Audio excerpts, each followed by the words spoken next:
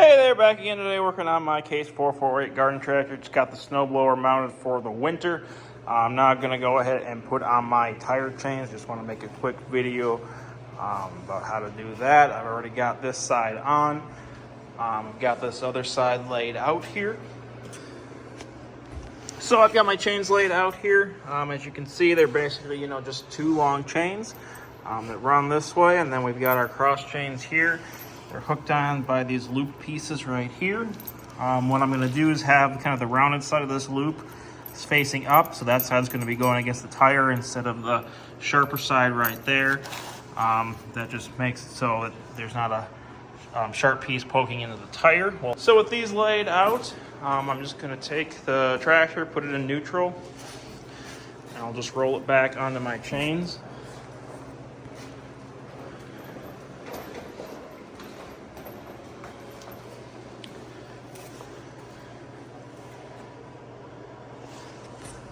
And I'll basically just lift that up, kind of hold it there, and then roll the tractor forward again. Basically just spool this chain up.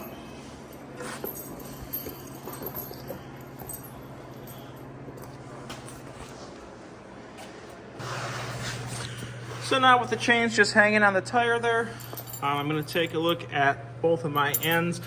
One end is just going to be an empty chain link, and then on your other end there's going to be two sides to it. There'll be, or at least in my case, I have chains that have this type of piece here. That's going to actually apply tension at the end and lock the chains together. On the other side, which is what I'll start with, I'll have this J hook here. And what I'll do with that piece, I'll just pull it back here and just connect that to my other just plain link on the other end. So something just like this, and then now this inside is all hooked up. And then with that side connected, I'm going to just start rolling the tractor again backwards. Basically till I get to the bare spot on the tire, until that's accessible. And you may need to roll the tractor back and forth a few times just to make sure that the chains are kind of put on evenly. Basically this cross chain should go perpendicular this way across the tire. We shouldn't have a sharp angle there or anything like that. And then another thing you can do is just jack it up. If you think that maybe the tire is just putting weight on the bottom of the chains, kind of preventing you from putting the tension on you need.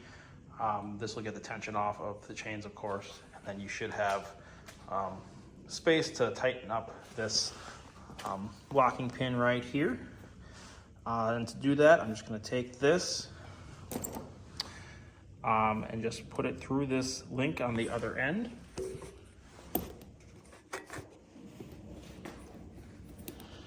And I'm just going to pull it back like this. And this will just create tension here. What I'm going to need to do is kind of hook this part into this link right here.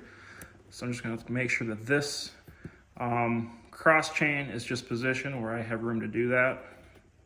So I'll just move that to the front. So that when I had to just tap in there, the other side went in a lot easier, but this one's in there now as well. And then what I'm going to do, just as final safety precaution, I'm just going to take some of this wire and I'm just going to wire this on there so it can't just pop off while you're driving around and get the chains caught on the fenders and whatnot.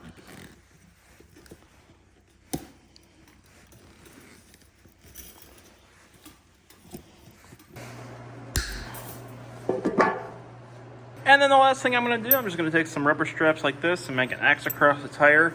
That's going to keep my chains just kind of pulled in so they're not going to have any chance of popping up and hitting the fender or anything like that.